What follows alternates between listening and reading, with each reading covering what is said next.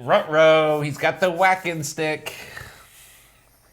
I saw a small humanoid-like creature in our backyard. I'm terrified. I'm gonna smash it. But it's so small. Nick, that's the neighbor's kid. He was coming to get his football. You didn't do anything, did you, Nick? He kept calling me a homo. Wow. Well, you can do whatever you want then, man. You can just take him out. That's rude. Feel safer. I want to give you a rundown, something I heard this week. It's not a news story. Someday we might do a longer thing on it, but I want to tell you the tale of Homo floresiensis. Okay, I'm going to have Google just say it. Oh, is that what? Floresiensis. Homo floresiensis. Neon homos. The hobbit people, which we know existed because we have their bones in Indonesia. They discovered one of these bad boys, one of their bones. They were about 3.5 feet tall. They're ugly as fuck. No skin on their face, no eyeballs, no hair. I'm going to throw a picture of them up right here. They're beautiful little monkey creatures, but they're like people. Yeah. We also found their tools. Oh, plot twists. They have tools. Some people think they might have had to have taken a boat to get there. In Indonesia? Yeah, okay. Anyway, why is this exciting? Because at least one really smart guy and a bunch of people who live in Indonesia believe that they still exist and they're still around. And there's little hobbit people and they're real. Hobbit people confirmed. I'm calling it right now. I'm going to tell you the story. The man's name is Gregory Forth. He's a retired anthropologist, University of Alberta. He conducted a bunch of field work with the people in eastern Indonesia. And these are some pretty remote tribes. They're not like no one's ever contacted them, but they are like, they aren't reading the news. They don't have the internet. They have this legend of a creature called Ebu Gogo, which they describe as small, hairy, human-like creatures, which they believe lived on the island within living memory. And some of their stories come from the 20th century. In his book, and he's written some articles too, Mr. Forth, Dr. Forth, he says there's sightings of these things that are up to like 30 eyewitnesses at one time. Okay. And my understanding is like people within living memory say stuff like their grandparents were part of a tribe, were part of like a hunt of these things. They have like a legend where they like wiped them out by giving them food that was flammable. I don't know how the hell that's even possible. There's another legend where they like fought them off and chased them into caves and then like set the caves on fire. That's a classic. It's a classic. I mean, all food is flammable if you Set it go on sit fire down and check your phone for a while. And here's another weird thing about it. When they tell these stories, okay, this is like a complex culture. They have myths too. They have ghosts. They have zombies. They have gods. They have things that are unseen. When they tell these stories, like it's very clear that like in their worldview, this is not a mythical thing. This isn't like the boogeyman who's gonna come and get you. Yeah. This is like they put it on the same level as like any of the animals they hunt, etc. They even are basically like, we avoid these things if we're gonna see them. They got like myths and stuff about how you can use I wouldn't call it myths. They have recipes that include like the bones of these things, for instance, like if you happen to have them. So it's real to them. And these myths predate us even discovering these bones. So essentially they knew these things lived on the island before we ever discovered evidence of it. Yet, you go to Wikipedia, you go online, you read any Scientific American journal, like they're always like, there's no proof. There's no proof these hobbit people exist, essentially. But I went looking. Also, I forget that Indonesia is all of these islands. Mm-hmm. a bunch. Yeah, where these are located, it's an island. Yeah. Pretty big landmass, and It was huge. also it's like spread out. The ocean's in between it, so it's like, I don't know. And maybe there was less water, and all these places were connected at some point, so it could have been a huge place. And all of the space in between, there could be evidence of it there. Yeah. Anyway. For real, yeah. In my head, I always think Indonesia is like one island, but I forget it's like huge. I kind of do too. It's wider than the whole continent of Australia almost. Like, there's just a bunch of water in the middle. Anyway. It's a big boy. So, in the 1700s, found this Reddit. It has links that back it up. Dutch settlers on Flores, which is why these things are named Homo flores, reported seeing, in the 1700s, the Dutch settlers reported seeing small, human-like creatures living in the dense forest and caves, describing them as bipedal, hairy, shy, often avoiding human contact. These creatures sound strikingly similar to Homo flores, fossils discovered centuries later in the same area. What's even more fascinating is that sightings happened long before the hobbit fossils were found, like 200 or 300 years, suggesting a possible connection. What I don't understand, and here, let's do some cultural stuff here. Here's some reasons why this anthropologist and others think they might exist. One, some of these stories are from living memory, and they're stories as old as the 18th and 19th century. And a few villagers have suggested sightings in the 20th century. Although there's no concrete evidence to support this claim. It's also part of their spiritual and supernatural beliefs. They have extinction stories. They also have like pretty detailed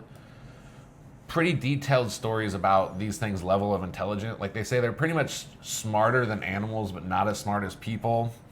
Like I believe they like have tried to like gift them clothes and things, and they've tried to talk to them, and essentially, like the talking, they describe that these things can like mimic human language, kind of like we've tried to do with monkeys, but it's clear that they don't really like grasp it. So they're somewhere in between. They're kind of like a Neanderthal type thing going on there. Also the fact that they have detailed descriptions of their diet and behavior, often preferring raw meat, and they have like pretty straight up base descriptions of them physically that match these bones we're finding. So for 17, 18, 19, 20, so for 300 to 400 years, people, including the Dutch and including the people on this island, have been saying, hey, there are these small people that live here. Here's all this shit about them. It's not a mystical thing. It's just like any other animal. And then, boom, 2003, we actually find evidence of this. So here's kind of my question to you. Why is it so hard? Firebomb them. Oh, sorry. We What's gotta the question? get rid of it. We gotta get rid of the hobbits. Well, like, why do you think it's so hard for like our world, our media, our scientists, you know, To accept it and just say, accept it and say that this thing probably exists? Because they won't even admit that this Dutch stuff and the stuff from the 1800s, they're like, no, these things died out thousands of years ago. And here's the other thing too. From the interview I saw with this guy and from another anthropologist who I follow on YouTube, apparently the bones we found, like, probably not that old. We just assume they are because they have to be. You're like 50 years old?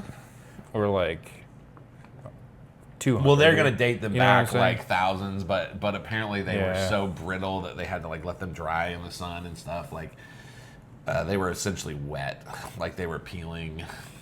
The condition they found them in, like we can't really date it, I guess is kind of the point. But I guess back to my question, like why do you think it's so hard for us just to be like, and you don't have to say like this thing definitely exists and put it in a textbook, but like what's going on in the scientific community where like you can't entertain this? Like why don't they listen to these people that live there? Why don't they read the Yeah. historical accounts? Where was Tolkien from? The guy who wrote the... From England, but I don't know where. Was he from England? Okay. Ruh-roh.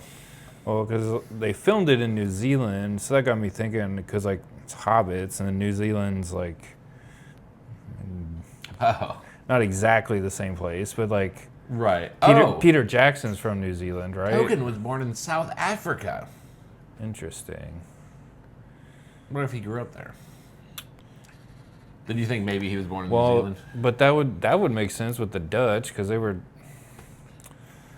I mean, the Afrikaans language is like has a lot of Dutch influence, so it goes. The history is there that they would travel and trade and carry these stories with them, and Oh yeah, I think he based a lot of the Lord of the Rings off like his knowledge of like European folklore.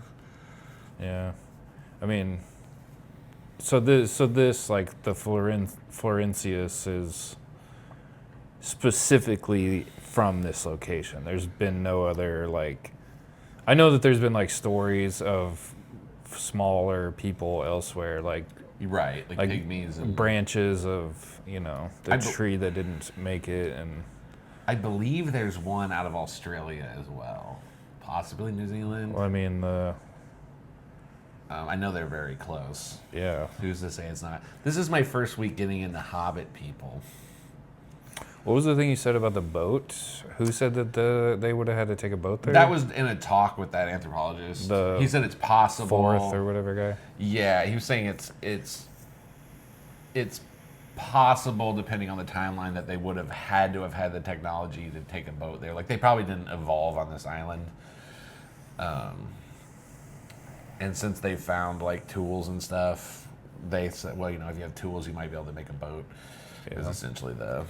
Did it describe what types of tools at all? I mean, technically, a pointed stick is a tool. That's true. So, like, a crow can kind of make a tool and use it. Let's see here. And monkeys use, like, sticks to get termites out of a hole and shit. But it's like pointed rocks? That's like. Blades and microblades. Okay. Possibly hacked as barbs. That's either for hunting or self-defense. Oh, there's small elephants on the island too. Oh yeah, they did mention that. They at one point had cow-sized elephants on this island. This is the most adorable island. But then like an elephant didn't build a boat to get there, so like. No, that's true. And I mean, like, those are basically arrowheads. Yeah, like skinning animals or. I mean, that's the level of technology a lot of people had in North America 300 years ago, 400 years ago. I mean, that's more significant than what a crow does. You can do a lot with that, too. Like, that's a pretty advanced. The skills you can develop from just figuring out first how to sharpen a rock into a point or an edge. At some point, I was watching another anthropologist, and they were saying, I'll just throw up this picture, because this is pretty close to what they were showing. They were saying that for like 99% of human history, this right here, what I'm showing, was like the pinnacle of human technology, because it just does so much. Yeah, and then like you would fashion, like you would be able to make a lot of durable tools, like stripping, like rawhide fashioning, that you could build shelters with animal hide, and you could make types of rope with it by breaking down strands of plants, and et cetera, et cetera, et cetera. You build baskets, you can start to do a lot, and none of those things would survive. So I guess I just throw that out there to say, like, that's not an insignificant tool for these things to be making. No, but nobody even said they're exactly as smart as us. They in fact, the local tribes people say that they're not as smart as humans. They're just like right here, somewhere above a monkey. Does this say anything to you philosophically that there's like other little human things running around? Does that mess with your like religious beliefs at all? Does it like no throw anything? Okay, I was gonna say no as well. I've seen a video of, I believe it was in South America, but it's like two guys riding dirt bikes, and then one's like maybe 30 yards ahead. The guy has a camera or a GoPro on or something, and this small little naked, looks like that. You don't get a good clear shot of the face, but it's very fast, humanoid, but smaller than an average human, but like running, not like an awkward adolescent. It's running like something that's been chased before. It's fully grown, yeah. But they're like going down this trail, and it comes out from this tall grass on the side and like kind of runs and then goes across. You catch like a glimpse of what is not, I don't know. Could just be some guy that ended up out there, and there is like those types of stories too. But that to me is less likely, less probable that it was a fluke or a. Yeah, that seems like a weird thing to fake too. I don't know how to. Well, that never crossed my mind. But just like that, someone might end up isolated as a kid and grow up in the wilderness and survive somehow, and like Jungle Book situation. Yeah, but not have time for musical numbers. I still don't know how to answer your question about like why would we suppress this or even just not accept it. That to me is, I can't understand why. It's kind of mind-blowing, but I don't understand the implications. Right. I don't know. That's why I asked the follow-up about like would it shake any of your any fundamental belief, because I feel like that might be one of the reasons. Yeah, but what? Like I can't even like imagine. I think it would just be weird that there's like another humanoid. It might shake up the timeline. That's the other thing. Of like the story we've given doesn't include them in this timeline, so it would invalidate a story that we've been told. It's like, okay, I could see. It would make things a lot older or a lot newer, depending on how you see it. Yeah. Well, what do you think of the Ape Men? What do you think of the Hobbits? Drop a like, hit subscribe. Bucking. We might do a longer one. Smash that like button. Smash it! Like I'm going to smash Dennis's computer right now.